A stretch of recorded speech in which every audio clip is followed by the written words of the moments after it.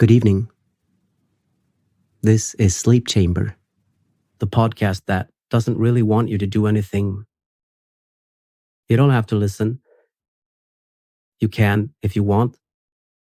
But this is really a situation where you have accomplished all that needs to be done today. You can rest now. You can let go. I'm not going to put any particular effort behind my words in this episode, so you can safely tune in and out of listening if you want. I'm Henrik. I'm going to talk to you for about an hour. So, this podcast doesn't offer much in terms of structure. It's meant to listen to as a form of background noise as you try to escape your own mind. But with that said, you can do what you want with it. Use this podcast either way you see fit. It is what it is. What happens, happens. And as for now, there's nothing you can do.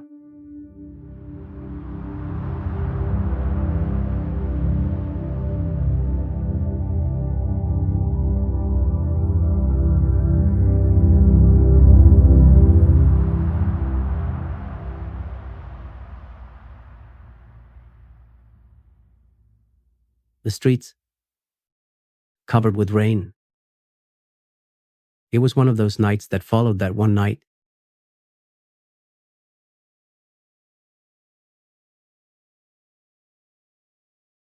I was in a taxi,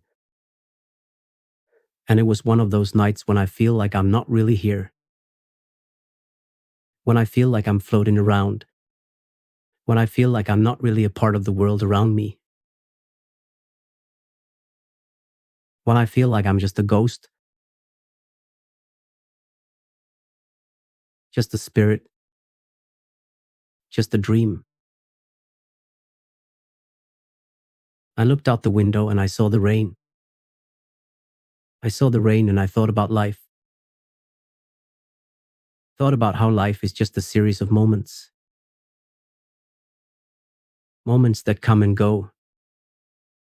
Moments that we can never get back. And in those moments, we are alive. In those moments, we are real.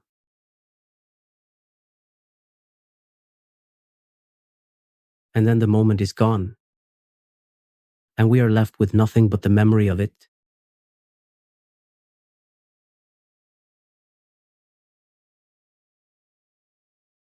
My thoughts were interrupted by the taxi driver. He asked me where I was going. I told him I didn't know. I just wanted to drive. I just wanted to feel the wind in my hair and the rain on my face. I wanted to feel alive. But the taxi driver pointed out that we were, in fact, in the inside of the car. Therefore, I couldn't possibly feel the wind in my hair and the rain on my face. He was right. But even though I couldn't feel the wind and the rain, I still felt alive. Because in that moment, I was real.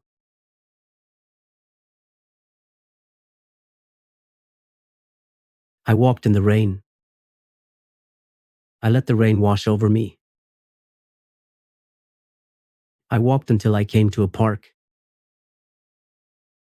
And in that park, I saw a bench. And on that bench, there was a dog asleep. It was homeless. But it was alive. It was real. It mattered. I sat down on the bench and I watched the dog sleep. I watched it breathe. And in that moment, I felt alive. I felt real. I mattered.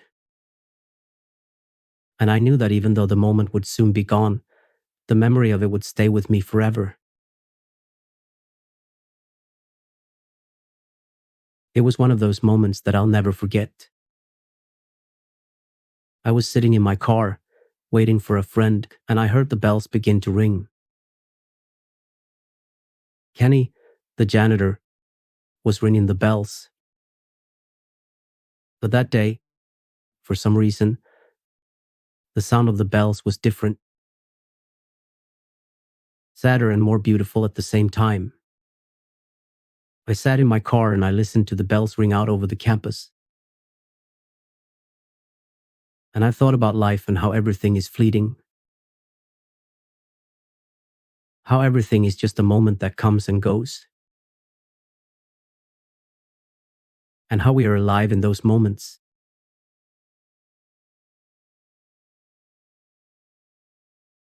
The pizza place on the corner, the smell of the pizza baking in the oven, the sound of laughter. It was one of those moments that I'll never forget. I was sitting at a table with my friends, laughing and joking and having a good time. And then I smelled it. That unmistakable smell of pizza baking in the oven. My stomach grumbled and I realized that I was hungry.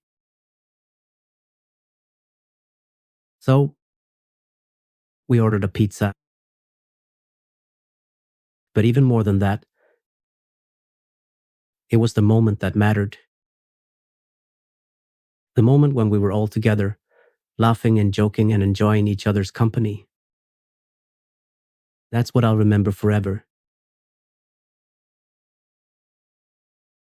This is holy ground. Really, the anchor of my feet.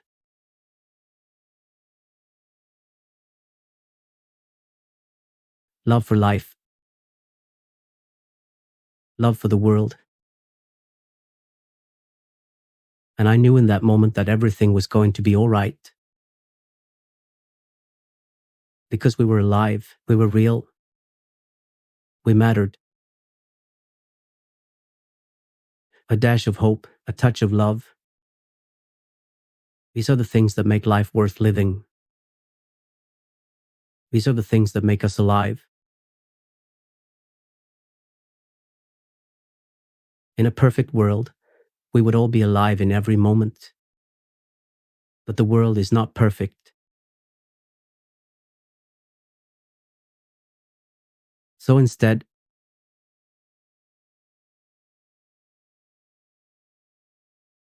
the moments that make us feel alive. And when we find those moments, we have to hold on to them. Hold on to them tight. Because they are precious and they are few and they will soon be gone. I could tell you about a million moments like these. Moments that have stuck with me long after they've passed. Moments that have made me who I am today. But in the end, it all comes down to this.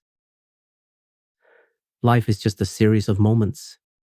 And in those moments, we are alive.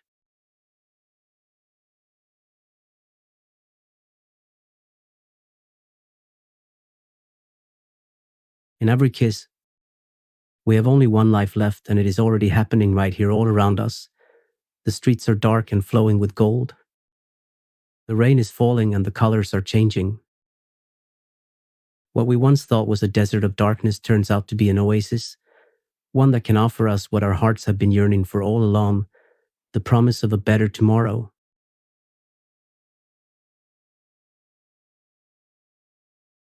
Will this be our chance? Can we make it through this storm together and come out the other side stronger than ever before? A dash of rain on my face, a bolt of lightning in the sky. The storm is coming, but we are ready.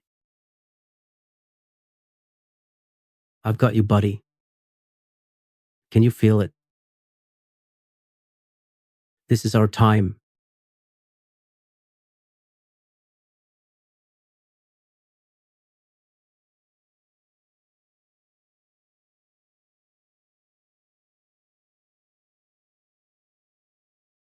I do what I feel.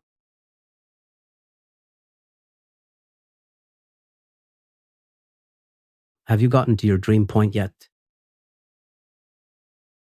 The place where matter loses its grip on you, from where you can dive deeply into the sea of your own soul and consciousness. You might ask yourself, what am I doing here? Why is this happening to me?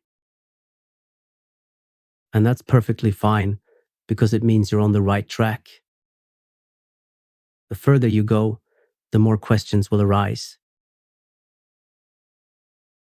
And that's a good thing. It means you're growing, expanding your awareness. There are no limits except for those we create in our minds. That feeling when all the pieces come together and everything makes perfect sense. That's how I feel right now. Like everything is finally falling into place. All the struggles, all the pain, it was all worth it because it led me to this moment. This magical, wonderful moment where I am exactly where I'm supposed to be. And nothing could make me happier. But it's not just happiness that I'm feeling. It's also a sense of peace. A deep inner peace that comes from knowing that everything is exactly as it should be.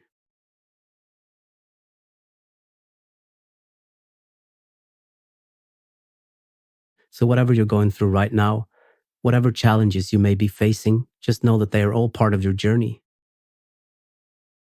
They are leading you to something better. Something beautiful and amazing and worth fighting for.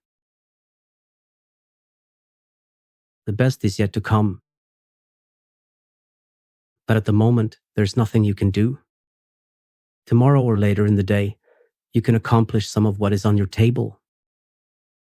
But not now. My dream point is to be free from the chains of my past. I want to be able to fly away from everything that's holding me back and start fresh in a new place. A place where happiness is within reach and there's no such thing as impossible.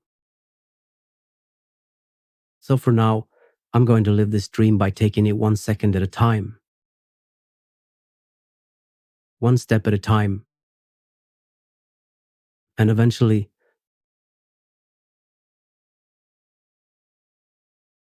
why not live in those dreams now? Why not make them a reality right here and right now? So that's what I'm going to do. I'm going to take this moment and turn it into something magical. Something worth remembering for the rest of my life. And who knows? Maybe someday, someone will listen to this and it will inspire them to do the same. To never give up on their dreams and to always believe in themselves. There's a thin line between dreams and reality. And sometimes, we have to blur that line in order to make our dreams come true. So let's do it. Let's turn this moment into something magical.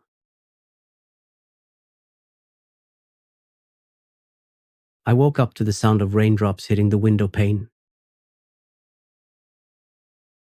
It was as if the storm outside was mirroring the storms inside my head, and for once, I found comfort in that thought.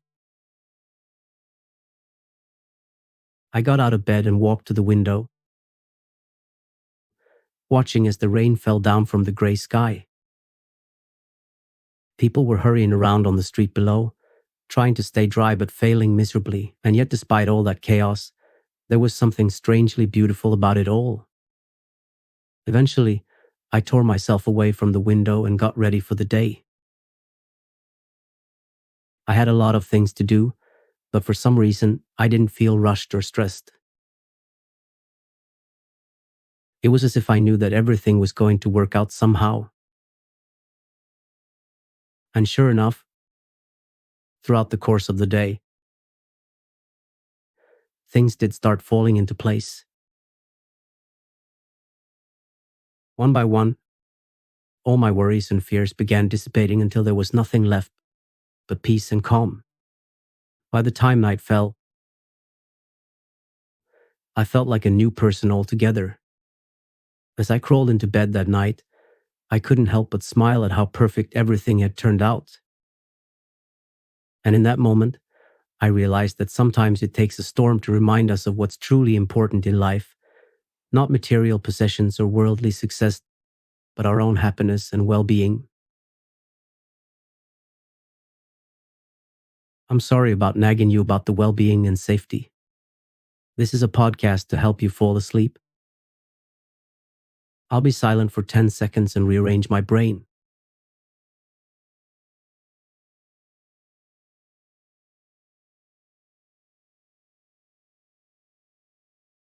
At one time, when I was around 15 years old, I became very interested in learning how to be an actor. I'd always been fascinated by movies, but I never thought of them as a career option until one day when I saw an interview with Dustin Hoffman. He was talking about his craft and what it meant to him, and something clicked inside me. For the first time, I realized that acting wasn't just about pretending to be someone else. It was about using your own life experiences and emotions to create a character that people could believe in.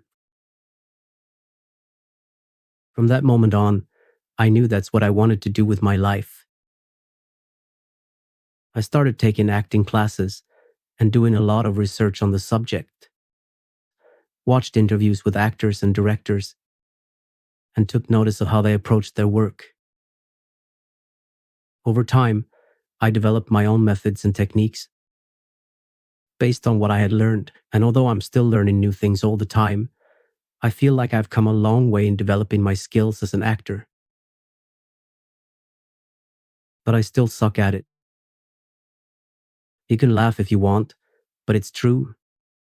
I'm not the best actor in the world, by any stretch of the imagination. In fact, I'm probably one of the worst actors out there. But that doesn't mean I don't enjoy doing it. On the contrary, acting is one of my favorite things to do. It's just that every time I watch myself on screen or hear myself on tape, I can't help but cringe at how bad I am. But even though I know I'll never be a great actor, that doesn't stop me from trying. Acting isn't about winning awards or being adored by millions. It's about telling stories and bringing characters to life. It's about entertaining people and making them forget their troubles for a little while. And as long as there are people out there who appreciate what I do, no matter how terrible I might be, then I'll keep doing it. Either that, or I'm going to start a podcast that helps people fall asleep.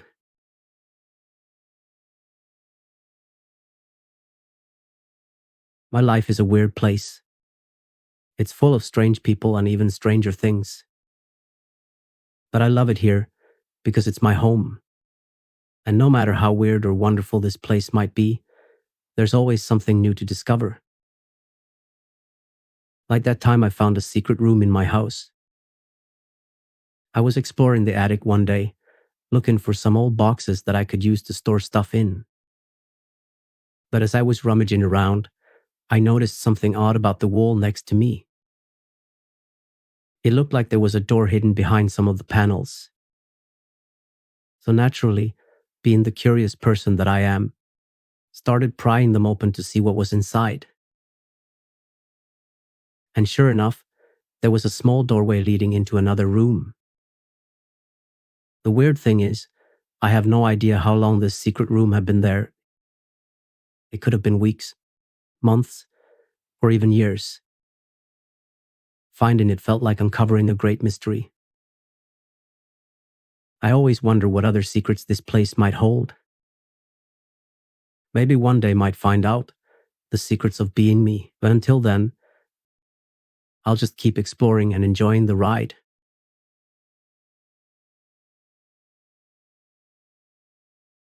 On the first day of this year, I made a resolution to myself. I will not make any more resolutions. It's not that I don't like setting goals or trying new things. It's just that, in my experience, New Year's resolutions tend to be more trouble than they're worth. They always seem like such a good idea at the time, but then never end up following through with them. And even if do manage to stick with it for a little while, it never feels like enough. So this year, instead of vowing to lose weight or save money, decided to simply resolve not to make any resolutions. It might sound silly, but so far it's been working out great. Not having any specific goals has freed me up to focus on enjoying life and taking things one day at a time. Who knows? Maybe this is the start of a brand new tradition. My non-resolution resolution.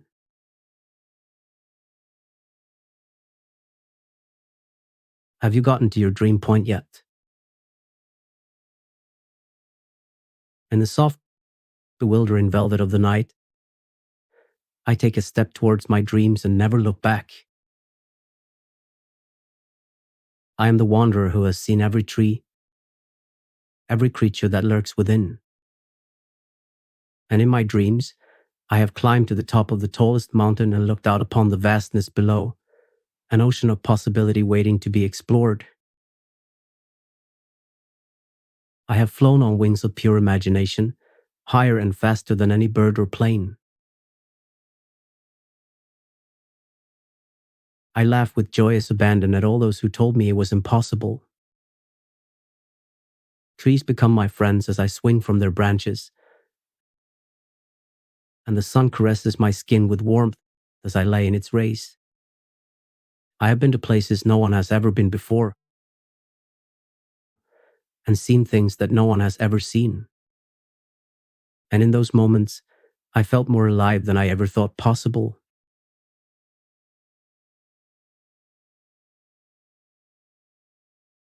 Her name was Lena, and she was my dog. Lena was the best dog I ever had. She was a golden retriever, and she always seemed to know when I needed someone to just be there with me. Even though she could be lazy at times, she would always go on walks with me or play fetch whenever I wanted. She loved car rides and would get so excited that her whole body would wag back and forth. Whenever we went somewhere new, she would stick her head out the window and take everything in. It's like she knew that life was an adventure and wanted to make sure she missed nothing along the way. Lena passed away last year, but even now I still think about her all the time. She was such a special dog, and I miss her. Miss her so. I'm sorry for bringing up my deceased dog in our little night session. I don't plan what I'm going to talk about beforehand. Do you like animals? I can't say that I don't like animals, because there are some that I really do enjoy being around. But at the same time, I'm not exactly what you would call an animal person. I've never been one to go out of my way to seek out animal companionship. In fact, most of the animals in my life have come into it through other people. For example, when I was growing up, my family had a cat named Socks. He was mostly my sister's cat, but still spent a lot of time with him and grew very attached to him. Similarly, in college I had a roommate who owned a turtle. Although I wasn't particularly fond of turtles myself, I became quite fond of the roommate's turtle and enjoyed taking care of it while she was away. So even though I'm not actively seeking them out, animals have always been present in my life in one way or another.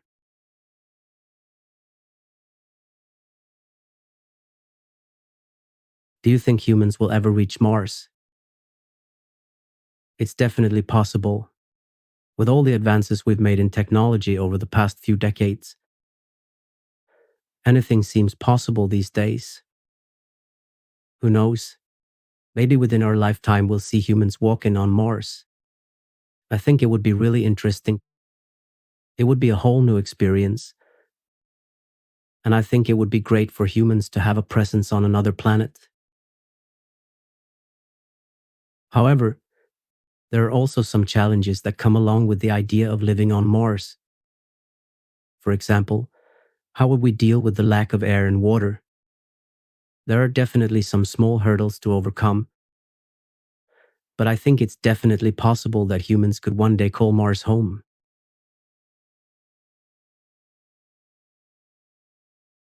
Forever is a long time.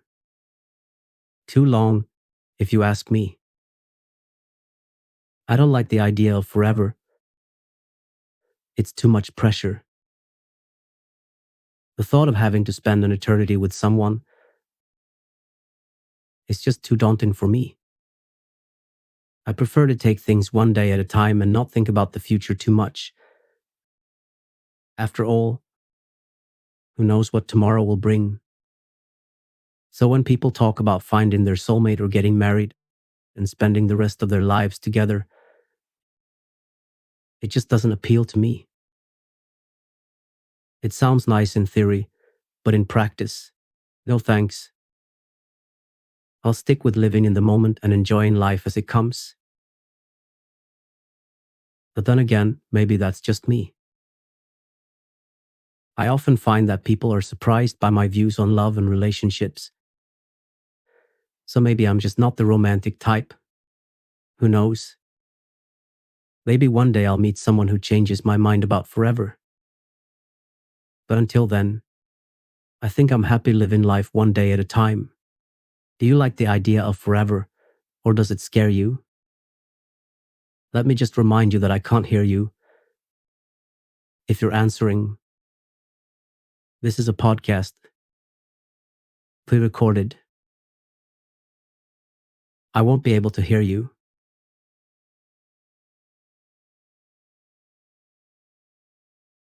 Do people ever really change? That's a complicated question. People can definitely change in some ways, but whether or not they actually do is another story. For example, someone might say that they want to quit smoking, but then never follow through with it. Or someone might claim to have changed their ways after spending time in jail, but then end up right back where they started. So it's hard to know for sure if people can truly change or not. I think the answer partly depends on the person and what kinds of changes they're trying to make. If somebody is trying to break a bad habit like smoking cigarettes, it might be easier for them to actually stick with it this time because they've made a conscious decision to do so. However, if somebody has been engaging in criminal behavior for years and suddenly decides that they want to go straight, it could be harder for them to maintain that change because old habits die hard. Ultimately, only the person themselves knows if they're capable of changing or not. All we can do is support them along the way.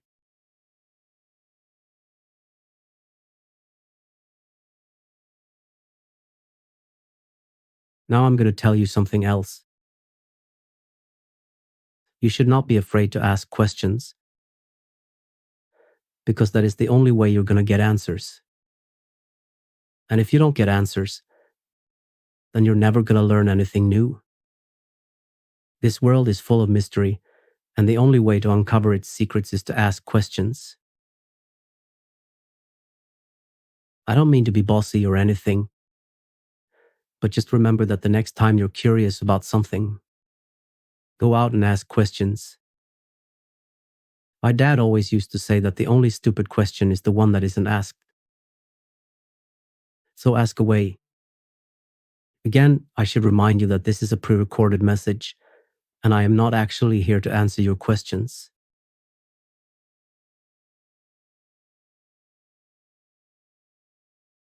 People always say that the pen is mightier than the sword,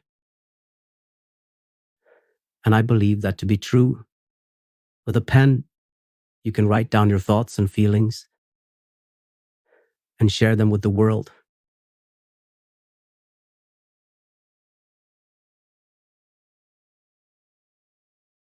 Whatever you choose to do with it, remember that a pen is a powerful tool, so never underestimate its power. Pencils are also pretty cool, but that's a story for another time. Or maybe it's a story for now. I don't have any plans anyway. This is the story of the pencil that could talk. I know, it sounds silly, but just bear with me for a second. This pencil was different than any other pencil in the world because this pencil could talk. This pencil could actually hold conversations with you. It knew everything about everything and was always happy to share its knowledge. The only problem was that no one believed that the pencil could really talk. They would laugh and call it names whenever it tried to engage them in conversation. But the truth is, even though they didn't believe the words coming out of the pen's mouth, deep down they were fascinated by its intelligence and a little bit scared too. One day, the pencil got fed up with being treated like a joke and it decided to leave. It didn't want to be around people who couldn't appreciate its gifts. So it set off into the world on its own. And without anyone there to sharpen it, it became nothing more than a useless stick. And that's when the pencil realized that maybe people weren't so bad after all. Maybe they were just afraid of something different, something new. The moral of this story is unknown. At best, I don't know why I told it.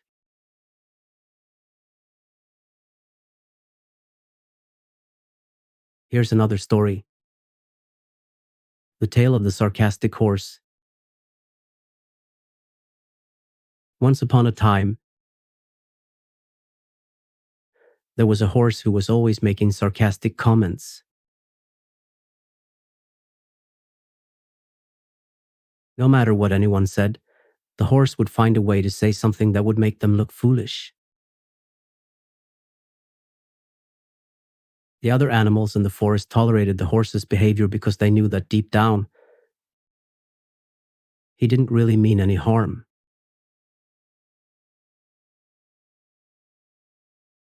But one day, the horse went too far and made a comment that hurt someone's feelings so badly that they ran away in tears. The other animals confronted the horse and told him how disappointed they were in him. They said that his sarcasm may have been funny at times, but it also caused pain and hurt people's feelings. The horse realized how wrong he had been and apologized to everyone for his behavior. From then on out, he tried to be more mindful of his words and only use his sarcasm for good instead of causing harm. The story doesn't end there, because the horse eventually continued to be sarcastic and ran into trouble again. And that's how the horse learned that sarcasm can be used as a weapon or a tool. It all depends on how you use it.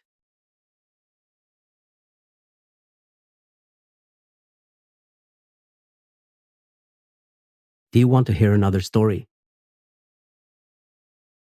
Here is the saga of the blue frog who couldn't apologize. Once upon a time, there was a blue frog who did something very wrong. He knew that he had made a mistake and needed to apologize. But for some reason, the words just wouldn't come out of his mouth. No matter how hard he tried, he just couldn't say "I'm sorry." The blue frog felt terrible about what he had done and wanted to make things right. But without being able to apologize, it seemed like an impossible task. He thought about giving up and never speak again so that people would forget about his mistake. but eventually realized that wasn't fair to anyone involved. So instead, he decided to write down an apology letter and hand deliver it to the person he hurt most by his actions. The act of finally apologizing helped the blue frog move on from what happened and learn from his mistake. And ultimately, everyone involved was better off because of it. Of course, this never happened, because frogs can't talk or write and therefore not apologize in any form, maybe in the shape of a croak. Have you reached your dream point yet?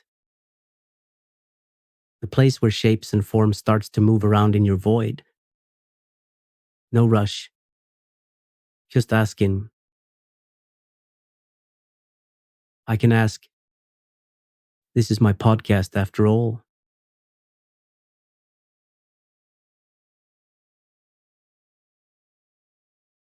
Last Tuesday, I went to the grocery store and saw a man who looked exactly like my father. It was so weird, because my dad looks like no one else. Anyway, I went up to the man and asked him if he knew who I was. He said no, but we started talking anyway. We talked for hours about all sorts of things, and it was really nice. Eventually, I had to go home, but before I left, I gave the man my phone number and told him to call me sometime. A few days later, he called me and we made plans to meet up again next week.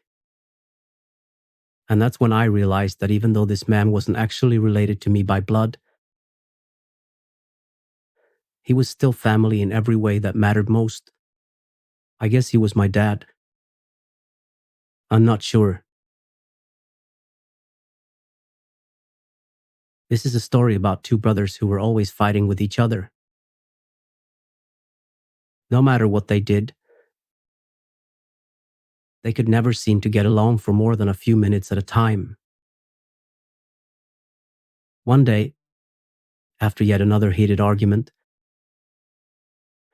the younger brother stormed off into the forest and didn't come back for days. The older brother went looking for him, but no matter how hard he tried, he couldn't find his wayward sibling anywhere. The weeks turned into months, and still there was no sign of the younger brother. Just when the older brother had given up hope of ever seeing his little brother again, he heard a voice calling out to him from deep within the woods. "Help! I'm lost." The older brother followed the voice until he found his little brother, who was trapped in a cave. The younger brother had been trying to find his way out for all this time, but without any success. The two brothers hugged each other and vowed to never fight again. They realized they were the best of friends, or at least until the day after, when the older brother threw a carrot at the younger brother's head during breakfast, and they started arguing all over again.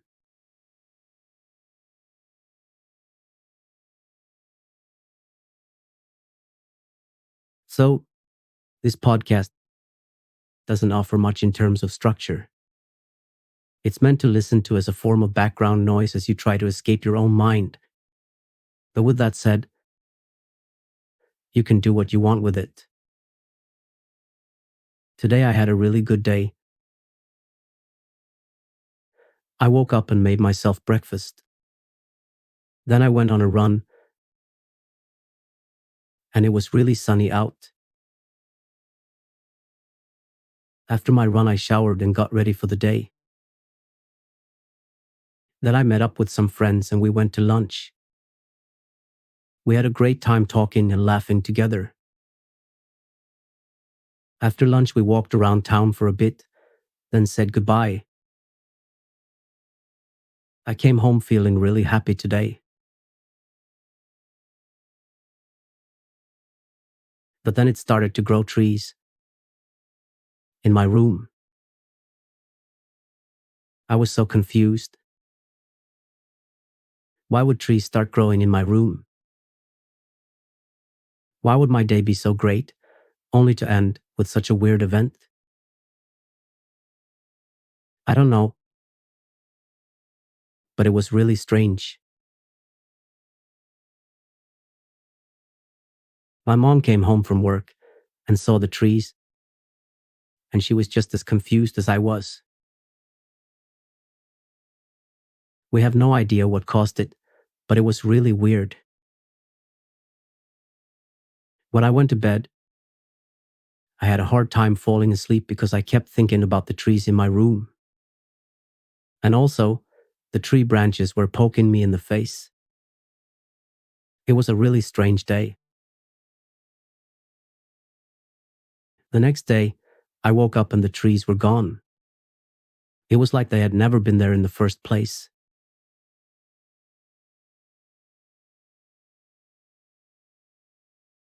I was relieved, but also confused. Was it something I did? Or was it just a weird fluke? My neighbor, who is a professor in botany, came over and said that it was probably just a weird fluke. I'm still not sure what to believe. The trees had a smell, too. The leaves didn't look like normal leaves. They were a weird shape and color. Lion's belly. The professor told me to call the pattern on the leaves lion's belly.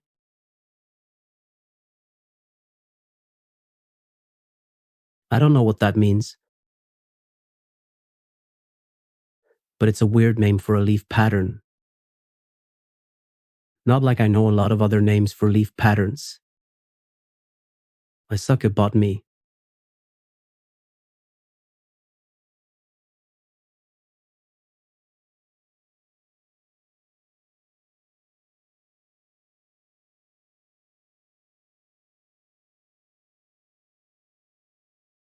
The sun and the wind came out of nowhere and stung us all in the face.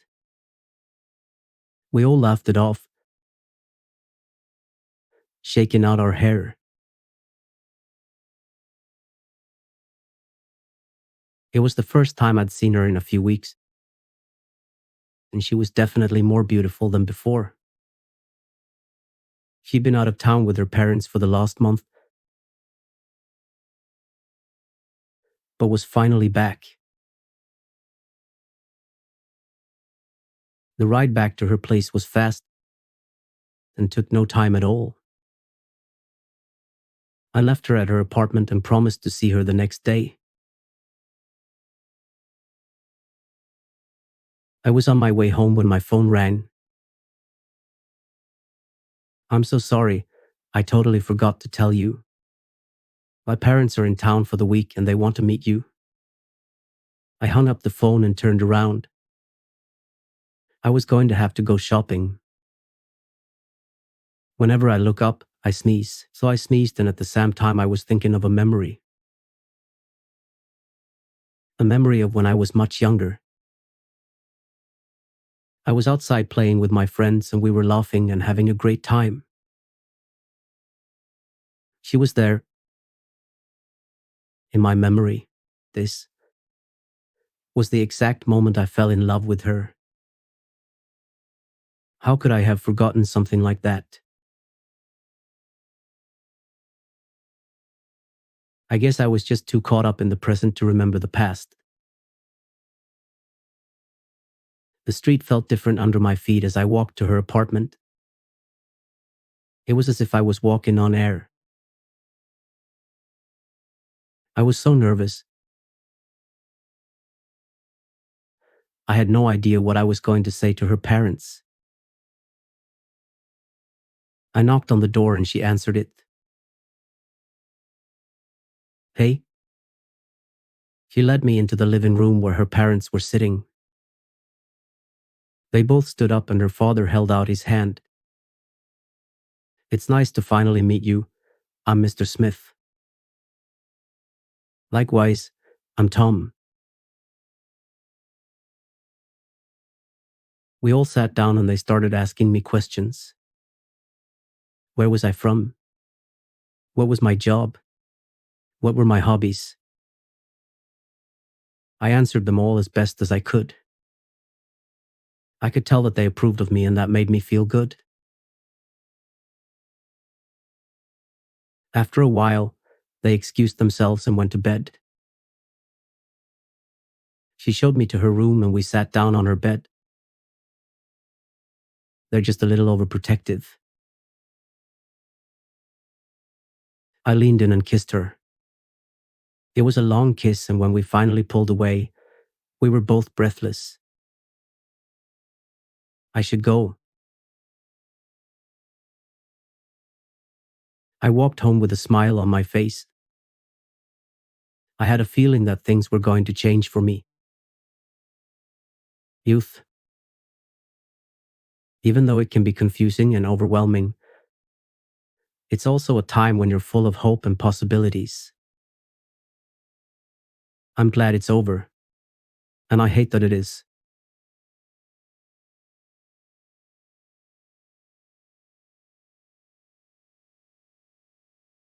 I'm too old, and I've been around longer than most. I'm on that one swing that I always sit on. It's up there by the steps, the ones that they all climb up to get in. There's no one on it, and I'm too fat to jump. So I'm stuck up there, suspended in my swing, making wishes that my skin is tight. The sunlight hits me all happy and shiny, and I smell the lavender. Someone put some real fresh flowers in my hair. I look at them and see them dripping off, and I wish that it was me. I take the flowers and throw them out, just like any kid would do. Not like the magic lilies and tulips the lady upstairs leaves there. Her son died. I remember her talking about it. And she's going to be sad, like all of us are.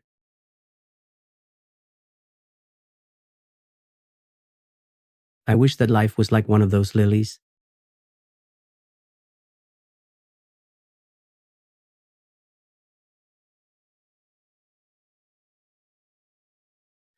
Like lollipops.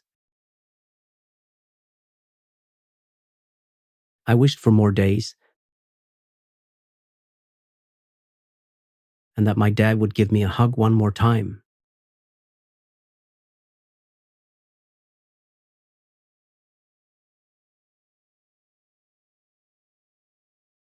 I wished that for a while he'd make us pancakes every morning.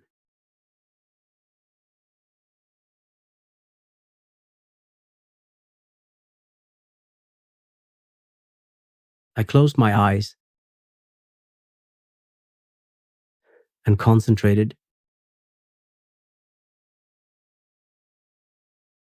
My forehead slinging back against the swing set.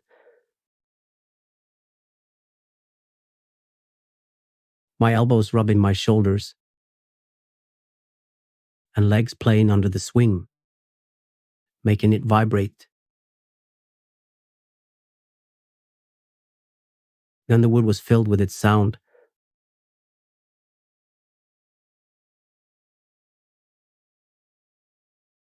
It sounded like popcorn popping,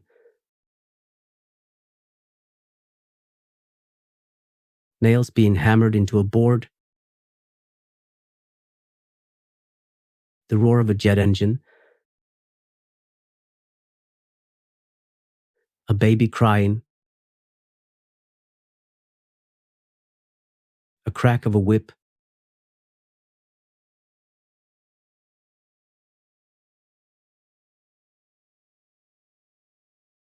There was something so funny about it that I couldn't stop laughing. I couldn't even keep my head still.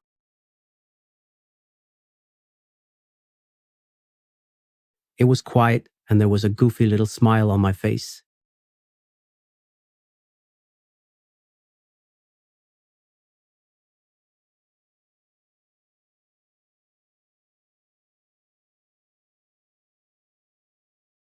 "Fred, you're messing up the wood."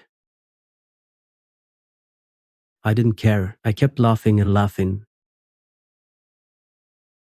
My cheeks hurt, and I couldn't stop. He poked his head out from around the corner, his bangs still in front of his eyes. He put his hands on his hips. "What's wrong, Fred?" His voice was calm, no malice in it. His eyes were focused on me, and it made me laugh harder. I looked down at him, and he looked so sweet. He pointed up to the front door. I followed his hand and looked up. There was a light. A lady was standing in the window, looking at me. I ran over to the stairs and ran up. She was already unlocking the door. I ran through the house and into her arms. She hugged me tight. She took my hand and led me into the kitchen. She moved her face close to my ear. "I'm so sorry." "I'm sorry," I repeated. She pushed me into the refrigerator. "I'll get you a drink." She pulled out a jug of orange juice and poured some into a glass. "Here, drink this. You're going to be okay." She brought me into a hug, held me close. It felt like a million tiny little hands were cupping my belly. I could feel something small and warm bouncing around. "I'm so sorry." She held me until my breathing slowed and I stopped crying. I stood up and hugged her tightly.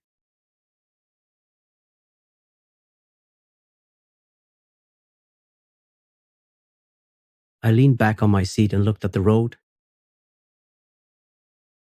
I could see Joseph's house up ahead and my heart started beating. I hope he doesn't mind that I took his car. I reached out my hand to the cabbie. "Coffee time." "See you later," he said and nodded towards my house. My heart sank as I walked towards the entrance. When did I become so comfortable? I walked up to the front door. One of these days, it's going to catch me and I'll never make it home in time.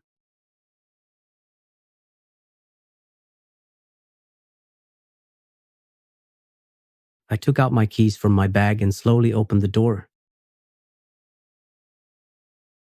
Sarah was sprawled on the sofa reading a book. She raised her head as I walked in and I could see the happiness radiating out of her. She rose from her seat. "Hi, honey."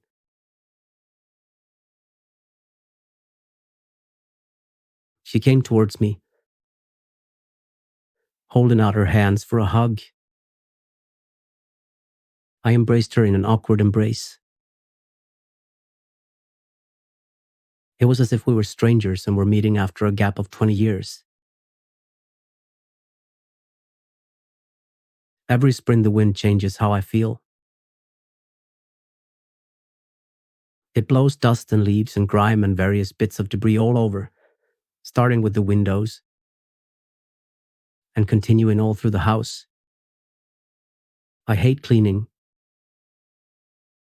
but I find that every spring, I really want to. I want to clean everything and scrub down the house.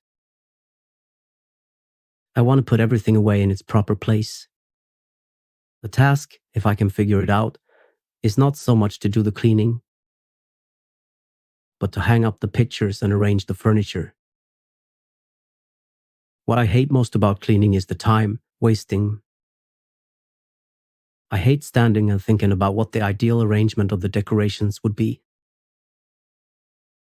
I hate dragging out more boxes to find what I want.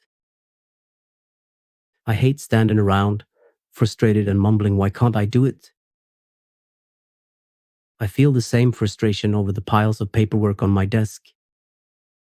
I wonder how much longer it will be before I put everything away, or how long it will take to get rid of everything.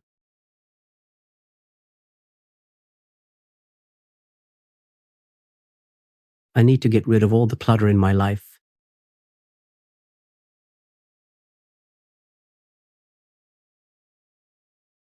He closed his eyes as the ball of light encircled his head and tickled it with tendrils of darkness. It was an image he hoped would fall away as he drifted off. But as he was swept away, the image appeared on his imagination, branded in his mind. He wanted to turn away, to look away, but it was a magic only a truly powerful person could possess. He felt helpless to control it, unable to hold it in his grasp, unable to stop it.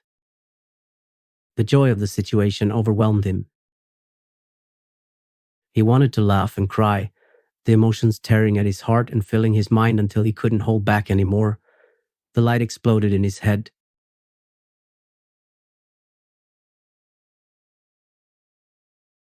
Affection is only a word. It's nothing you can use in real life. It's a word you use to describe something that's not really there. You can't live up to it.